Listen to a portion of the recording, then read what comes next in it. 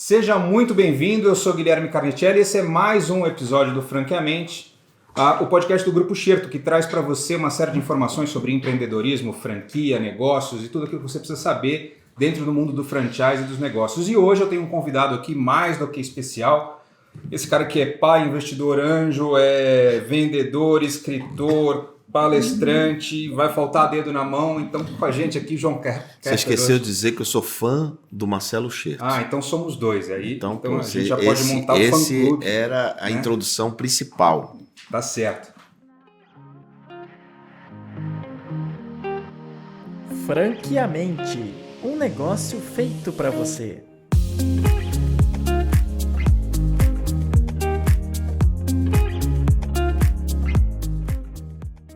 Então, muito obrigado, João, pela tua presença aqui. A gente vai bater um papo sobre uma série de coisas e acho que vai ser bastante agregador para quem acompanha a gente ou para quem está escutando agora em uma das plataformas sobre o mundo dos negócios, que sempre é um mundo de desafio num país, né, que é por si só um país para quem está com sangue na veia para empreender e vontade de fazer as coisas. Por quê? Né? Porque tem muito problema, né? Tem muito problema. Onde tem problema tem oportunidade. Sempre é assim. Né? Então, conta um pouco da tua trajetória dentro desse mercado de empreendedorismo e aí a gente vai explorar aqui. Eu tenho muitos assuntos e temas para a gente trocar uma ideia bem legal. Bom, eu empreendo como empreendedor, né, no lado do empreendedor, porque hoje eu estou um pouco do outro lado do investidor, mas nunca deixei de ser empreendedor. Eu empreendo há muitos anos, né? Eu tenho 53 hoje, então posso dizer que pelo menos 30 anos da minha vida, 40 anos da minha vida foi empreendendo negócios. Nos últimos 20, empreendendo mais negócios digitais. E, ultimamente, nos últimos 13, com o chapéu de investidor. Então, eu sou um empreendedor que investe.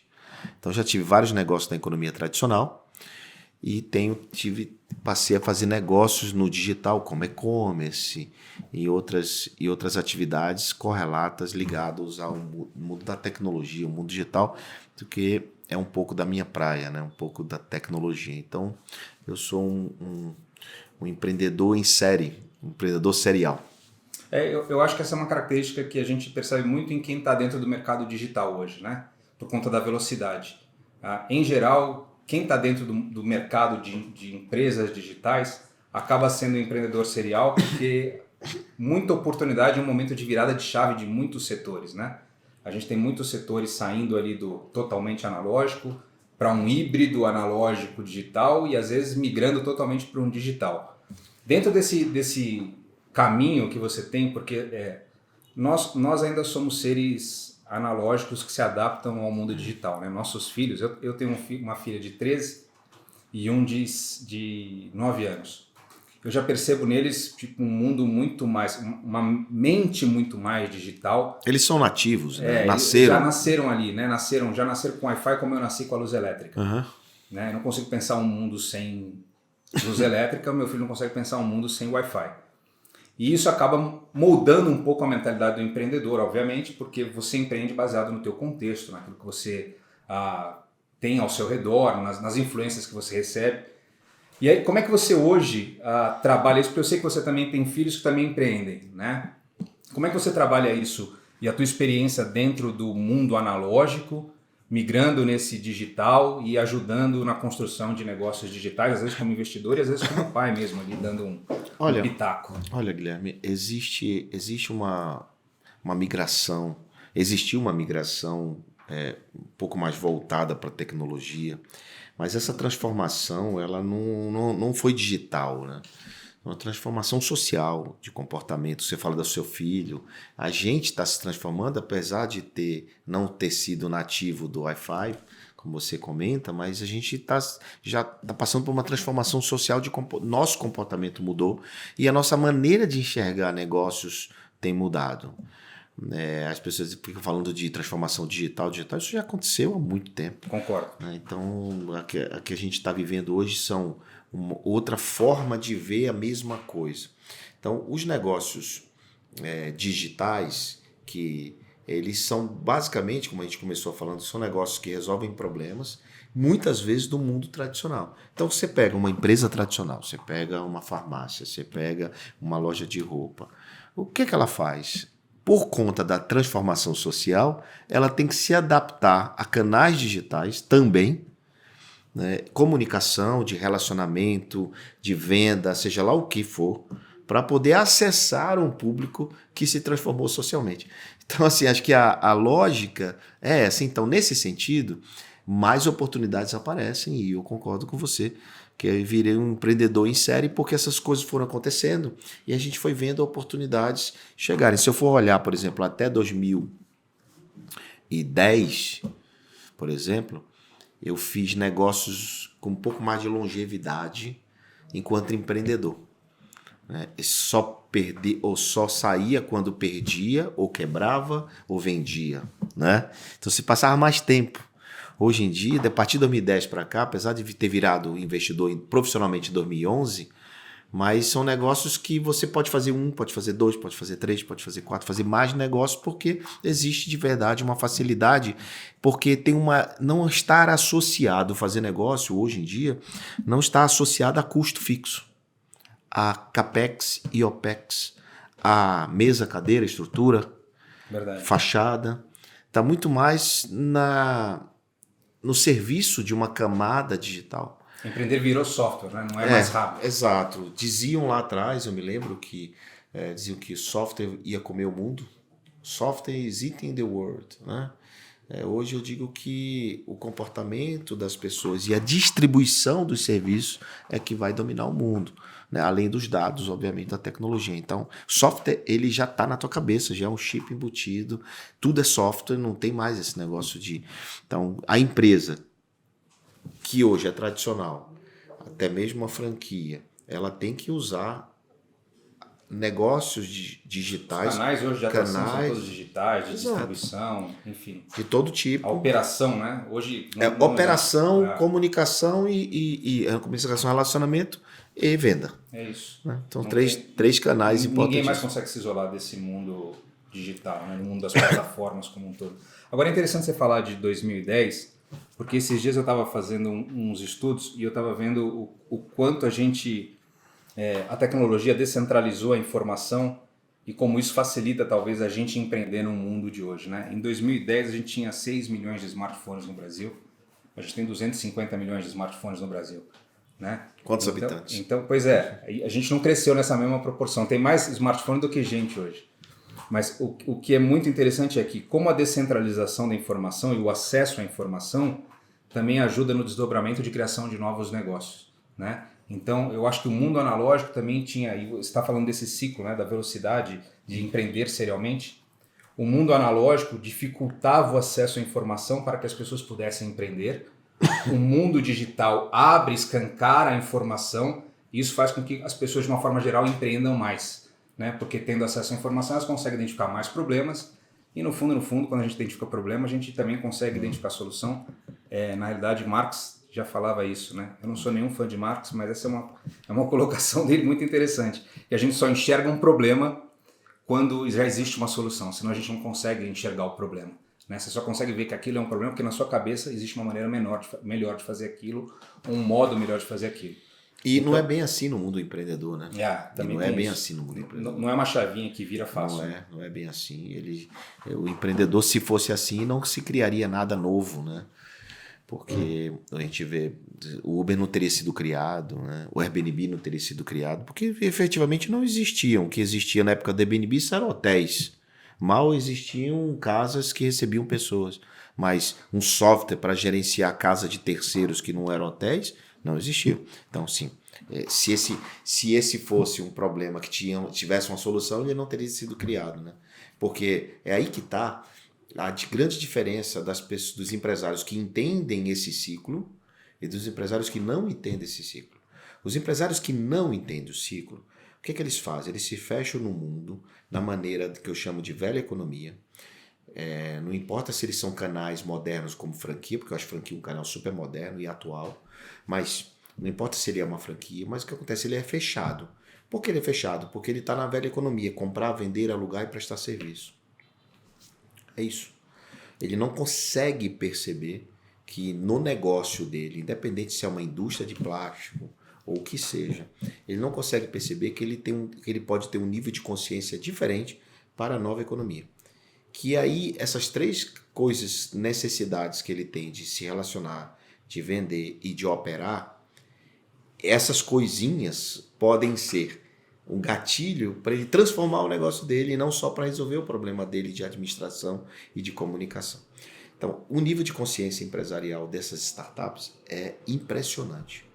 É impressionante. Mesmo são empreendedores que não tiveram estudo, não tiveram experiência, não tiveram nada disso, mas que você olha e eu vivo com eles todo dia e eu recebo pitches todo dia, são negócios que efetivamente assim, uau, assim, cara, o moleque tá fazendo muito com nada, fazendo muito com o que ele tem, no lugar onde ele tá, e tá transformando um mercado que há anos foi feito de uma maneira tradicional por empresários que ainda hoje pensam de maneira tradicional. E esses caras ele têm um jeito de pensar em faturamento, por exemplo, só para não dizer outros exemplos, mas em faturamento, eles pensam em faturamento de forma que tenha escalabilidade. Sim. É o que eles pensam. E não está errado crescer 10% ao mês, 15% ao mês. Só que essas startups, elas pensam num nível de consciência da escala, que é diferente da escalabilidade. A escala é quando se cresce receita, mas não carrega a infraestrutura proporcional. Ou seja, se cresce receita sem levar despesa proporcional. É desproporcional. E aí como é que você vira a chave do empresário para entender isso? Como é que você vira a chave do empresário para ele crescer faturamento? Ele não pode aumentar funcionário, não pode aumentar mesa, cadeira, estrutura, fachada de prédio, etc. Como é que você vira isso? Como é que você vira uma cabeça do empresário que, para aumentar a receita da empresa dele, tem que comprar mais uma máquina, fazer um puxadinho, estruturar, porque ele não pensa de forma escalável, ele pensa de forma escalonável. Talvez aí a franquia seja de fato uma ferramenta muito moderna nesse sentido. Ela é, e por isso é uma porque ferramenta. ela te dá escala sem um crescimento de custo operacional. Muitas vezes sim, porque você faz serviço compartilhado muitas vezes você Ctrl-C, Ctrl-V em muitas coisas, economiza tempo do empresário para fazer coisas que ele poderia contratar lá na cidade, mas já vem tudo pronto da franqueadora. Vai me ajudando aí com os nomes que eu não sei muito bem, da franqueadora e tal. Então isso sim também é um modelo moderno. Só que o modelo moderno que entrou há muitos anos e se enraizou na cabeça do empresário como uma alternativa. Né? Todo mundo sabe que nem todo mundo pode franquear, é verdade. Exato. Nem todo mundo está preparado para isso, mas já é uma coisa comum. Já é um senso comum franquia. Né? Na época foi uma baita modernidade. Hoje é uma coisa legal, moderna, mas não é mais... já é um senso comum, ou seja, eu já digo que ainda pode ser considerada pelos tradicionais como economia normal. Sim. A nova economia, que são essas startups, esses negócios inovadores, eles são vistos por muitos empresários da economia tradicional como espuma. Isso é espuma. Isso não tem valor. Como é que vale uma empresa dessa 20 milhões de reais? Não vale. Não tem condições, não tem nada de faturamento, quase nada de faturamento. Como é que vale isso, né? Os valuations das startups são feitos de maneira totalmente diferente. São diferentes, mas tem coerência e tem racional. Porque as pessoas não sabem como fazer o cálculo. E aí acha que isso é muito esticado, muito espuma. Alguns sim são. Sim, a gente também teve uma avalanche de dinheiro dos fundos ali, aí a gente vai entrar num outro tema que é mais complexo. Exatamente. Mas, sem dúvida nenhuma... O mundo digital tem uma proposta de entrega de valor para o mercado ligado à escala sempre, né? Tanto é que a gente vê que cada vez mais é a busca pelo usuário e aí o serviço vai sendo desenvolvido de acordo com o usuário que vai sendo agregado. A gente percebe muitas operações que é diferente do mercado tradicional, né? Onde depois que eu tenho meu produto agora eu vou atrair os meus clientes e tal, né? Então no processo digital é meio que a coisa é junto, a gente vai mudando, vai pivotando o negócio e vai trazendo e vai desenvolvendo o produto. Isso é bastante diferente do mercado tradicional. Você falou tudo, né? Você falou assim, você primeiro monta a estrutura para depois você buscar os clientes. No mercado inovador da nova economia, primeiro você não é nem buscar cliente, primeiro você valida o problema, estrutura um protótipo, encontra seus clientes, aí só depois você monta o CNPJ. Ou seja, só depois você monta a estrutura se precisar. Né? Então, é muito diferente. E esse entendimento, que bom que a gente está tendo a oportunidade de falar num canal, né, que é tradicionalmente de empresários que entende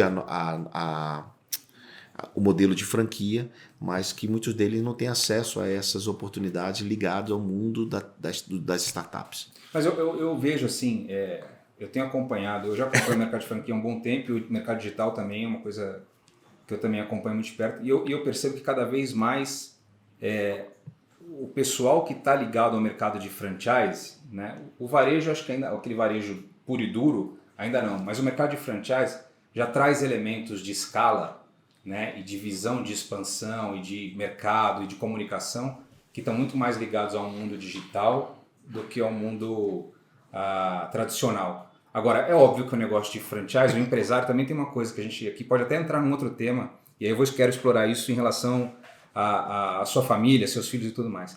O empreendedor de franquia, ele não é o empreendedor do mundo digital. Porque o empreendedor de franquia mitiga muito o risco, ele é um empreendedor com mais empresário. Uma régua, ele tem uma régua ali mais curtinha, né? Eu diferencio o empresário do empreendedor. Uhum. O empresário é o cara que controle, organizado, quer lucro imediato, quer estrutura, quer estruturar, quer funcionário para isso, funcionário para aquilo, quer organizar o negócio. O empreendedor é o cara que sai fazendo e depois ele vê o que aconteceu para organizar aquilo. Ele tem mais certezas, né? O empresário tem mais certeza. Isso. O empresário busca mais certeza, o outro tem mais certeza e vai fazer da cabeça dele. O empreendedor, ele não tem certeza de nada, né? Ele trabalha na incerteza. Então, o mundo ideal hoje, que é o mundo que eu defendo, a minha tese, é o empresário empreendedor. Então, o cara, para mim, que é o empresário empreendedor, é o cara completo. É o cara que consegue navegar nos dois mundos, consegue ter um cara preocupado com caixa, com governança, com controle, compliance, mas é o cara arrojado, é um cara que tem visão, é um cara que enxerga além do óbvio, é um cara que olha para onde está todo mundo olhando e enxerga o que ninguém está vendo, é um cara que sabe que sua prática é capaz de mostrar como tudo funciona e não só que é um monte de livros e playbooks e etc. Então, a junção desses dois mundos é o que faz o cara que ganha dinheiro hoje em dia, é o cara que tem a visão empresário, que é um empresário controlado com a visão do empreendedor, que é o empresário empreendedor. Legal. E aí, dentro da tua estrutura de família ali, você tem 2 filhos que também foram pro lado do empreendedorismo. Qual foi a tua interferência nisso aí? Como é que você moldou isso? Como é que você pensa que é a educação dos filhos e tal? Que essa acho que é uma... Eu até estava comentando aqui um pouco antes que tem um livro chamado Cérebro de Alta Performance que fala do mapeamento do gene empreendedor, né? Que tem lá, eles mapearam que empreendedores de uma forma geral têm muito mais de um determinado tipo de gene do que os outros não empreendedores. E aí é muito maluco você enxergar assim nas famílias de profissionais autônomos, porque nem sempre vem de uma família de empreendedores, mas uma família que tem muito médicos, ou tem muito advogados e tudo mais. De repente nasce um empreendedor do nada ali, e aí esse cara saiu ponto fora da curva. Não, na verdade ele já tem carregado. Isso é muito bacana o livro, mapeando essas histórias todas. E aí como é que funciona? Porque você é um empreendedor e acabou tendo filhos empreendedores. Como é que funcionou isso na construção? Como é que você identificou? Opa, aqui tem uma sementinha que eu preciso cuidar, que pode ter potencial. Bom, antes de falar como foi a construção, é importante dizer o que é hoje, né? Hoje eu tenho 3, 23, 21 e 18. 2 homens e uma menina. Uhum. Os 3 são empreendedores. Mas para você entender o resultado, para a gente poder construir como foi que eu cheguei até aqui, eu tenho um empresário que visa lucro, que é o mais velho. E tem um empreendedor que ele acredita que o dinheiro é consequência do trabalho dele, ponto. Ele vive por um propósito de impactar vidas e fazer as coisas e ter consequências. Ou seja, ele não tem controle, não tem governança. Então, assim, eu tenho 2 mundos dentro de casa. Só pensar, eu tenho 2 empreendedores arrojados, escaláveis. Os drives são diferentes. Totalmente diferentes. Então, o que eu tento, quando eu falo que a minha tese é o empresário empreendedor, que meu sonho é que os 2 tivessem uma conexão para chegar... Habilidades compartilhadas. Complementares e que tivesse o ideal, né? Porque eu vejo que o Davi, que é o mais novo, que é o do meio, Tem muita coisa que o do mais velho não tem, e o mais velho tem muita coisa que o do meio não tem. Então o ideal é que eles se juntem. E o bacana é que a convivência deles, um vai transferindo para o outro as coisas, suas visões. as suas visões, e eu estou vendo que cada vez mais o mais velho está mais arrojado. Tanto é que amanhã, por exemplo, eu estou gravando aqui hoje, amanhã eu vou viajar com ele para fazer um roadshow com ele de um negócio que ele está desenvolvendo, ou seja, muito arrojo dele, quando que aqui estava no conforto, na situação mais cômoda. Ele está indo buscar. Coisa que o mais novo fazia, sempre fez. Já nasceu fazendo. Enquanto que o mais novo, por exemplo, hoje está se estruturando numa empresa, num escritório, com pessoas, com processos. Então, eu vejo que meu sonho está se realizando. Não sei se daqui a 2 anos eu vou ter essa tese comprovada. Isso é um livro o meu próximo livro. Eu tenho 3 livros de educação, 2 livros de educação empreendedora, e vou escrever o 3º depois que a minha tese se comprovar do empresário empreendedor, que eu com a experiência formada dentro de casa. Sim. Paralelo a isso... Tem um laboratório. Um laboratório. Mas meus livros são laboratórios. Todos eles são laboratórios. Tenho 8 livros publicados. Todos eles são laboratórios que aconteceram na minha vida. Então, esses 2 de educação foram exatamente isso. Por isso eu fiz questão de te contar o fim para você entender o começo. E para quem não me conhece, que está ouvindo, né? E já é um jeito digital de pensar. Né? Pensa no fim para voltar para o começo. Contextualizo, mostro para poder justificar o que acontece, né? É uma maneira de fazer pitch também. Né? É isso que eu ia falar, é um pitch. É um pitch, E aí, a menina que tem 18 anos, eu achei que ela ia estudar para ser uma médica. Ela sempre falou, eu quero estudar ossos. Ela brincava desde criança que era não sei o que porque ela tem uma madrinha médica. E vem aquela história da convivência, né? Que você falou da família de médico. E aí, cara, ela de repente, na pandemia achou 2 coisas. Uma coisa, ela entendeu que a internet podia ser útil para ela, enquanto rede social, essas coisas. Ela via que tudo que ela fazia as amigas gostavam, então ela foi mais nessa linha de blogueira e tal. E também ela resolveu criar uma marca de pijamas diferentes, de meninas que queriam sair de casa com pijama e não podia sair com pijama sensual. Então ela criou uma modelagem de um modelo de pijama assim, e criou uma empresa, criou um negócio com a ajuda da mãe. E assim foi. Então, o que aconteceu? E aí a Maria, depois de 1 ano e meio, que ela está fazendo quase 2 anos com essa marca, eu vejo que a Maria, a cada dia que passa, ela é o melhor que eu tenho dos 2. A Maria menina. Ela é um pouco dos 2, assim, sabe? Então, o fato dela ser mulher já dá um passo maior para ela. Inclusive para o pai, né? Não, assim não. Porque as mulheres têm uma capacidade... empreendedora que é absurda, de enxergar problemas, antecipar questões. Não, as mulheres são mais delicadas, elas conseguem enxergar muitas vezes o que a gente não consegue enxergar. Elas veem os detalhes, Exato. Né? Os homens são mais, vai fazendo, a mulher é mais detalhada, mais detalhista, vê pontualmente aquilo, né? A Maria, eu não sei se ela é muito detalhista, mas ela consegue ter um pouco dos 2, é o que eu posso te dizer isso. Então, assim, dito isso, são 3 empreendedores que têm negócios, que são independentes, que têm o seu próprio dinheiro. Então, isso é um bacana demais, mas é um problemão. Para um pai, principalmente um pai das antigas, que educa também pela questão do dinheiro. Aqui quem manda sou eu, sabe aquela coisa aqui, quem resolve sou eu sou o provedor. Lá em casa não tem isso. Lá em casa cada um tem a sua... Há muitos anos não tem isso. Por exemplo, eu não me lembro a última vez que eu dei dinheiro pro Theo ou dinheiro pro Davi. Não me lembro. A Maria, claro, é uma menina, então faculdade dela, não sei o que, aquelas coisas. Mas, então, aí voltando, aí vamos lá pro começo disso, né? Como foi que isso aconteceu? É óbvio que eu provoquei. É óbvio que eu cutuquei. Porque eu não queria que meus filhos tivessem uma vida programada e com algo fictício de estabilidade.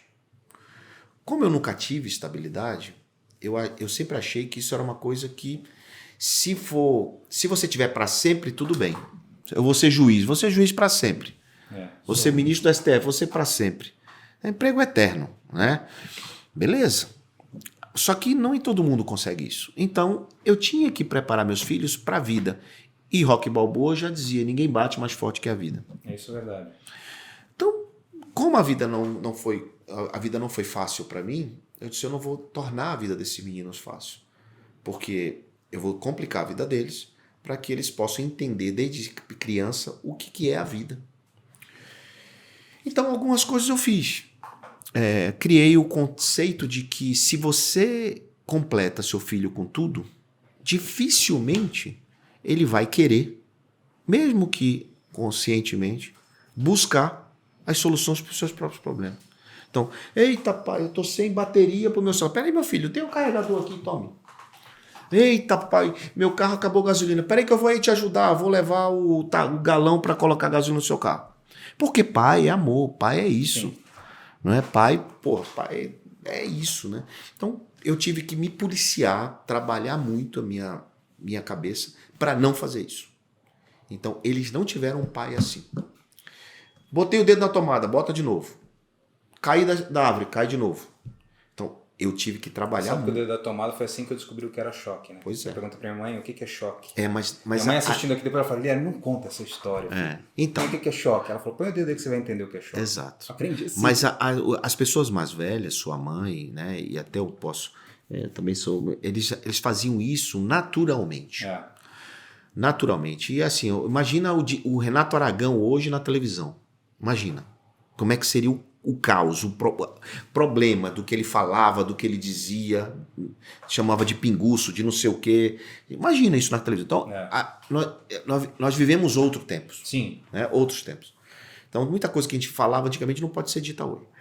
Mas o que eu fiz com meus filhos foi justamente criar um ambiente dentro de casa empreendedor para que eles entendessem o que é problema, o que é dor, o que é solução de problema, como resolver as coisas, como se virar, muito pequenos.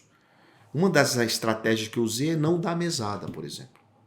Porque eu entendia que a mesada era muito do salário.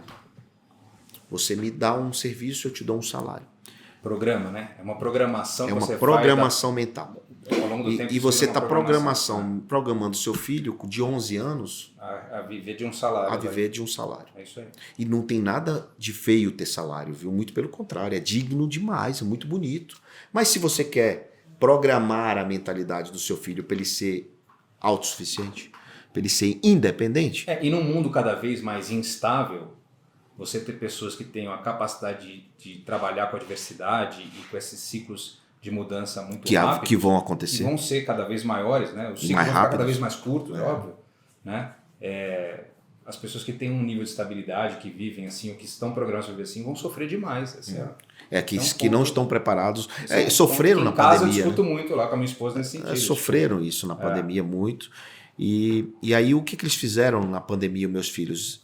Desenvolveram negócios do momento, da pandemia. Eu vou fazer coisa aqui porque ninguém está fazendo. Enquanto o cara está chorando, preso em casa, com máscara, com medo, passando álcool em gel o tempo todo, eu estou desenvolvendo negócio para ele. Entendeu? Então, é assim que eles pensam.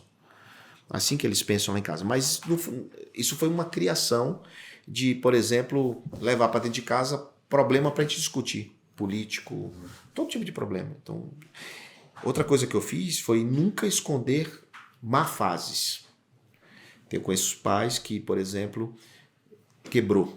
Não, o filho não sabe. O filho não sabe até hoje que o pai quebrou. Porque ele entrava no cheque especial para dar o brinquedo do filho. O supérfluo, né? Para dar o brinquedo do filho, para o filho não sentir a dor que ele estava sentindo. Isso é lindo. Isso é digno. É muito bacana. O conceitual é maravilhoso. Maravilhoso. Na vida prática, no futuro. Exatamente. Então, eu vendo isso, porque eu vi muitas pais fazendo isso, eu vi a maneira que eu fazia, eu digo, cara, meu jeito vai ser o meu jeito. E eu saí escrevendo sobre isso. Eu tenho 2 livros. O primeiro eu escrevi a primeira fase deles, o segundo a fase mais adulta deles. O segundo chama Se Vira Moleque. O primeiro é Educando Filhos para Empreender. Todos os 2 venderam muito. Mas eles foram também... O segundo foi muito fruto de perguntas que eu recebia de pais. O que eu faço nessa situação? Eu não sou pedagogo, não sou psicólogo, não sou psiquiatra, não sou nada disso. Então, como é que você responde? Pai, né? Sou pai. Que é um pouco de tudo isso, no fim. Então, mas eu não tenho formação para isso. Eu não podia estar dando respostas para dúvidas. Por exemplo, meu filho me deu um tapa na cara. O que é que eu faço, João? Eu digo, vige. Como é que responde isso? Né, porque eu nunca tive isso, né? Eu nunca tive, meu filho nunca me respeito, No aspecto de... eu sou meio que um parceiro deles, né? Eles não têm aquela visão, sabe, de pai mandão, pai hierarquicamente, sabe? Eu sei que o cara tem que honrar pai e mãe, então tá na Bíblia, isso é bíblico. Então eles me honram, mas eles me têm como um parceiro, como amigo. Entendi. Isso eu construí porque na minha lógica é nunca dê coisas ao seu filho que você não teve. Eu sempre tive isso muito forte comigo. Eu não vou dar ao meu filho aquilo que meu pai não me deu. Eu não vou dar. Eu não vou prover a eles porque eu não tive, então eu quero dar. Tipo assim, sabe eu não tive... Compensação. Eu né? nunca fiz compensação. Poxa, eu não tive carro quando eu tinha 18 anos, porque meu pai realmente tinha dinheiro e não me deu. Sem saber que isso era uma educação, ele me deu, não me dava. E aí, cara, eu não fiz isso com os meus. Eu digo, porque eu não tive, eu vou dar para ele. Então eu vou te dar, viu? Porque eu sei que é muito bom, eu sei que com 18 anos todo mundo quer um carro, eu vou te dar. Aliás, tem uma passagem com o meu mais velho, que quando ele fez 18 anos, já aqui em São Paulo, ele fez 18 anos e aí eu caí na besteira de perguntar para ele sobre o carro. Ele falou assim, cara, eu não vou te dar um carro, mas eu tô com vontade de te dar um prêmio, porque, pô, de verdade tu não estuda e passou no vestibular de uma faculdade bem complicada, que é a FAAP. Eu achei aquilo o máximo, eu né? fui aluno da FAAP. Aquilo é massa, pô, tu passou na FAAP, cara. Eu fiquei orgulhoso, assim, dele, né? Ele que escolheu, ele que morava em Maceió, veio pra cá, pra FAAP. Eu digo, putz, cara, eu acho que tu merece, eu acho que eu vou te dar um prêmio, assim, sabe? Eu acho que Aí ele falou assim, quer me dar alguma coisa? Eu disse, quero. Deposita nessa conta aqui um dinheiro. Eu falei, como assim? Você vai ver o que eu vou fazer. Aí eu fiz isso, ele planilhou esse dinheiro, investiu o dinheiro, e cada 2, 3 meses ele me mandava o que ele tinha feito com o dinheiro, a planilha. Cara, não deu 8 meses, ele quase duplicou o dinheiro, investindo, fazendo coisas, e ele aprendeu a investir. Aquilo me deu mais orgulho ainda, porque ele não gastou o dinheiro. Então assim, eu digo, putz, esse moleque vale muito a pena. Putz, né? Então a sensação do pai não foi de ter dado o carro, mas foi dizer assim, putz, um moleque sozinho, porque eu não ensinei ele a investir. Eu não disse assim, pega isso daqui, abre uma conta na corretora. Eu não fiz nada disso. Segue esse cara porque ele vai te ensinar. Zero. Mas ao longo do tempo você deve ter ido alimentando de informações, que não essa específica, mas que vão criando um modelo mental do que Aí fazer sim, com o dinheiro. é um modelo né? mental, que a gente isso. volta a falar da Porque história a gente assim, da na programação. verdade, os filhos meio que repetem muito daquilo que a gente faz, não do que a gente fala. Essa que é a verdade, né? Eu percebo isso nos meus filhos. É muito mais o que eu faço do que minha esposa faz, do que o que a gente fala. Porque a gente tem lá o neurônio espelho copiando as coisas e é assim mesmo. Então, ele deve ter visto em você coisas ao longo do tempo que foram moldando isso de alguma maneira, né? Pode ser, acredito nisso também. Mas também muito do que você fala fica registrado, né? Muito do que você fala, painho vai ter que trabalhar. Painho vai ter que trabalhar. Isso é fortíssimo. O que é que vai? O moleque cresce e nasce assim. Ter é uma obrigação. Vai ter que. O trabalho é obrigação. Então, isso vai programação mental, e tem muito adulto frustrado porque foi programado errado. Né? Então, isso eu sabia. Isso eu evitei todos esses termos, todo tipo de coisa. Tipo, sai do videogame, menino! Isso eu nunca fiz. Só quer saber de jogar bola. Você não presta para nada. Você já tentou tudo e não pratica esporte nenhum. Sabe essas coisas que a gente fala brincando ou naturalmente ou desabafando em casa? Isso é poderosíssimo. Poderosíssimo. E aí eu não fiz nada disso. Transformei, usei outros mecanismos, outras ferramentas que funcionaram. Então são essas ferramentas que eu escrevo no livro e como fazer tal coisa. O Se Vira Moleque eu respondi Sim, voltando. O Se Vira Moleque eu respondi muitas perguntas de pais. Meu filho não sai do videogame.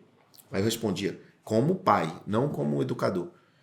Ele não sai do videogame porque ele não tem nada melhor para fazer fora do videogame. Como assim?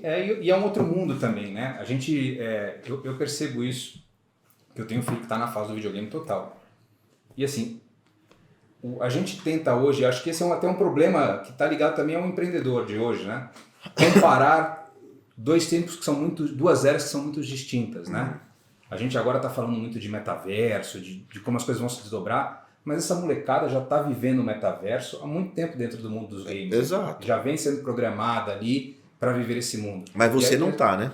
Não, eu não tô assim. Então, Mas a gente vai sendo engolido, eu acho. Sabe? Então. Como a gente foi engolido pelas redes sociais, pelo internet banking, pelo e-commerce, a gente vai humanizando o processo ao longo do tempo. Eles já estão ali dentro daquela vibe antes da gente, obviamente. Verdade. Perfeita Né? a sua análise, é isso mesmo. Agora, a minha pergunta para você como pai, Guilherme. Qual é o nome dele?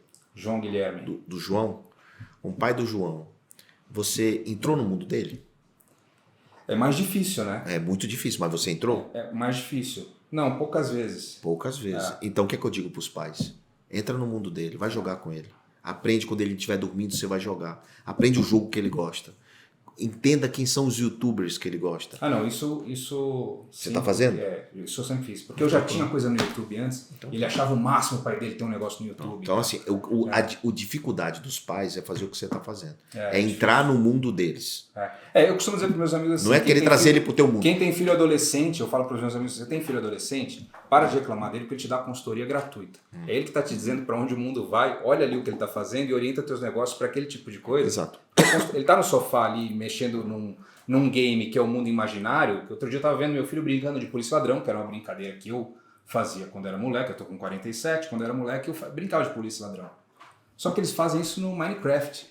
É um outro universo ali, né? Eles fazem isso, eles brincam de pega-pega dentro do Minecraft. Então, as brincadeiras se moldaram para dentro daquilo. Isso já é um salto de consultoria, ou seja, o teu negócio vai estar dentro do metaverso de alguma maneira, vai construir e aí você pode construir visões para isso e trabalhar nessa adaptação. Mas isso desafio, né? eu provei na prática, porque baseado numa dessas situações de pais que não tem essa visão que você está dando agora, eu fiz um desafio com ele. Quer se aproximar do seu filho? Já que o moleque vivia realmente ali, era over, né? Vivia no videogame. E assim, era over, tem que ter limite, mas enfim. Sim, O que é que ele fez? Eu digo, aprende a jogar o jogo quando ele não estiver vendo. Descobre que é um youtuber, eu vou falar com esse cara e você vai ligar pro youtuber na frente dele, vai botar um vídeo.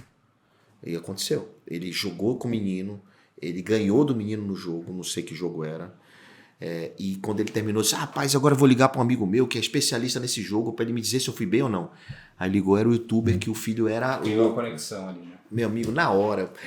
Pai, você conhece... E aí, meu amigo, aí aconteceu assim, o pai virou herói, assim, ó. E aí a gente pode até fazer um paralelo aqui, né, João? Que esse desafio que os pais têm em conectar com os filhos é o mesmo que as empresas têm hoje para conectar com seus consumidores. Muito bem, com seus clientes, com seus consumidores, colaboradores. Exatamente. É o mesmo, porque assim, a gente olha a galera, principalmente nas startups, é uma moçada de 20 e poucos anos que está ali dentro do Nem negócio, tanto, hein? Né? Nem tanto. Às vezes os de 30. Né? Eu tenho cara de 50, de 60. Assim, mas são os mais fora da curva, né? A gente tem, obviamente que tem, e aliás agregam muita experiência nesse processo, porque trazem na bagagem o que já viveram ali no mundo tradicional. Real, né? Tradicional ali. Mas a gente percebe muito isso, essa dificuldade de conexão das coisas, porque há mesmo um rompimento ali entre o digital e a gente está vivendo uma fase muito legal. Eu falo para as pessoas, minha visão, né? Acho que a gente está vivendo a melhor fase, cara. É como se a gente estivesse vivendo a prensa de Gutenberg sendo feita agora aqui e a gente podendo analisar, olha o que esse negócio está mudando no mundo, né? Porque daqui a um tempo a velocidade de mudança é tão grande com a tecnologia exponencial e tudo mais que coisas vão surgir, vão desaparecer que a gente nem contato vai ter. Hoje a gente tem chance de ter contato com um monte de coisa, né? E falar, olha, apareceu um negócio novo aqui e tal. Daqui a pouco não vamos ter nem tempo mais para isso. O negócio aparece, morre numa região do mundo e você nem viveu. Se quem está nos assistindo parou para assistir, é porque ele tem uma mente evoluída. De aprendizado, de até um divertimento diferente, até ouvir coisa diferente. A questão é que os empresários estão tão afundados nos seus negócios, estão pensando no caixa, eu dou desconto para vender, ou só vendo se dou desconto, e fica naquela situação, e sobrevive para pagar as contas, né? Então, assim, tem muita gente afundada nisso. E esse ciclo vicioso, você precisa destravar para poder sair dele, para entender isso que você está falando. A questão é que as pessoas não conseguem olhar para fora do seu ambiente. Estão presas dentro do Estão muro, presas né? dentro do muro e travadas e acham Só que botar uma escadinha para ver o que tem do outro lado. precisa ampliar a visão, precisa A olhar. gente já está indo no tempo. Eu vou aproveitar então esse teu gancho e aí eu vou te pedir assim, qual é a dica para esse cara que tem uma mente diferente, que está assistindo, que está acompanhando, que parou para ouvir isso aqui? Qual é a trilha que você daria para ele poder botar essa escadinha para enxergar do outro lado do muro? O cara tá lá pensando, cara, ele tá falando de mim, sou eu aí que preciso fazer isso, preciso sair disso, eu tô correndo atrás do rabo do meu negócio, eu tô vendo a concorrência me comendo, como é que eu faço para colocar a escadinha e olhar o que tem do outro lado do muro? São várias formas, né? Primeiro você tem que entender que foi falado aqui, o Gui explicou várias vezes a história que o consumidor se comporta diferente, né? Então, onde está esse consumidor? Existe um negócio chamado persona, que é além do público-alvo. Se você entende quem é o teu comprador, e aí você tem sua base de compradores esses anos todos, e você não faz nada com ela. Mas uma coisa ela pode servir, um BI, uma inteligência, um mapeamento de quem foram as pessoas e o que elas compraram efetivamente. Para você entender uma curva de compra dos teus produtos. E também entender quem é o cara. Esse cara tem faixa etária de 40, 50 anos, que mora na região tal, que tem um poder aquisitivo X. Toda empresa é um coletor de dados. É um coletor de dados, que joga tênis, por exemplo. Então, isso vai te dizer o seguinte, por que ele te compra? E por que ele comprou? E aí você vai perceber a virada de chave do que eu vou te falar. O foco seu sempre foi vender e fazer dinheiro. A partir de então, para você destravar e botar a escadinha, o foco tem que ser dele. É do cliente, não no cliente. NO cliente passa a ser do cliente. O foco é dele.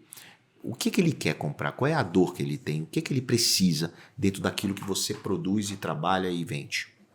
Não importa o que você tem. Pode ser uma escola de inglês. Pode ser venda de açaí. Né? Então essa é a primeira mensagem que eu quero te dar. A segunda mensagem que eu te dou é sobre o equity. É sobre a sua visão do business. O business normal eu faço esse copo de açaí e vendo. Eu faço esse copo de açaí e vendo. E vendo, portanto, tenho uma margem de lucro, meu markup e tal. Só que não é só sobre o copo de açaí. É sobre o valor do teu business. Isso é equity. É quanto você vale hoje, quanto você vai valer lá na frente. E você não pode deixar de pensar em equity. E qual é a chave para pensar em equity? Reinvestimento. Se você ganha R$1 de lucro, você não pode gastar essa margem de lucro que sobra do teu negócio, você tem que voltar para o negócio. E não comprar um carro, um iate, ou um avião, ou uma fazenda. Porque sabe aquela época que a família bem e a empresa mal? Acabou. Se você não reinvestir para que o negócio cresça, você não tem equity futuro. Então, a escadinha para olhar para fora, ela passa por entender o conceito de comunidade, de clientes com foco dele, criar uma comunidade em torno da tua marca, do teu brand, do teu produto, do teu negócio, desenvolver uma mentalidade de equity. E a partir disso, você construir uma camada de serviço digital em cima de qualquer negócio que você tem. O que é qualquer negócio? Você pode ter uma farmácia, você pode ter um posto de gasolina. Cada negócio que você tem, seja ele tradicional ou não, inclusive uma fazenda ou uma indústria, você pode desenvolver uma camada de serviço digital, que essa camada de serviço digital pode ser incorporada ao business ou ela pode ser um spin-off. Ela pode ser um novo negócio que vai valer muito mais do que o negócio, do que a fazenda tradicional. E o que pode ser esse negócio? Então, para dar exemplo simples, um exemplo que eu adoro, o exemplo de você, por exemplo, ao invés de você produzir um pão, você criar um site de venda de pão. E qual é a diferença das duas coisas? A produção te gera custo. Você tem que produzir, ter padeiro, forno, tal. Aqui, você pensa em distribuir o pão dos outros e não somente vender o seu próprio pão. Então, se você faz uma camada de serviço digital para vender o seu pão, que tal essa camada de serviço digital vender o pão da padaria vizinha, de 2, 3 padarias do... Pão customizado. Pão customizado. Não, mas mais do que isso, de outra produtora, de outra padaria, não só da sua. Porque a gente é enraizado empresarialmente para fazer aquilo que é nosso. Não, esse site é meu, esse cliente é meu, quando que na verdade está aí o iFood, está aí o Rappi, te provando que não precisa ter a produção. basta conectar as pontas. A Apple é isso, né? A Apple Apple com a Apple Store é isso. É um monte de gente que Plataforma. faz o negócio dela ser Ou relevante. seja, sem ter custo da produção de nada, ele criou uma plataforma de serviço que eu chamo de camada... do mundo compartilhado, né? que eu chamo de camada de serviço digital. Então essas 3 dicas são as 3 dicas Legal. que eu deixaria para João, a quem tá gente nos poderia assistindo. ficar aqui horas batendo um papo. Foi muito legal te receber aqui. Fica o convite. As próximas vezes que você estiver circulando por essa região, está mais do que convidado para a gente falar de outras coisas. Foi um prazer. Você deu aqui dicas valiosíssimas para quem tem filhos, para quem tem negócios, para quem está sofrendo aqui está se vendo hoje num mundo de bifurcação, né? Para que lado eu vou, ocorrendo no mesmo rápido. Quero te agradecer muito.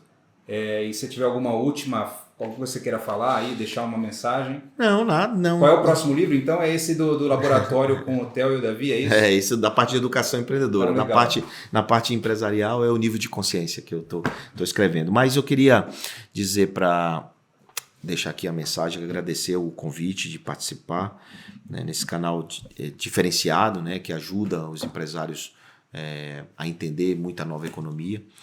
Dizer que se você quiser calcular o seu valuation, o valor do seu negócio, eu tenho uma ferramenta gratuita, chama valuation.sme.com.br.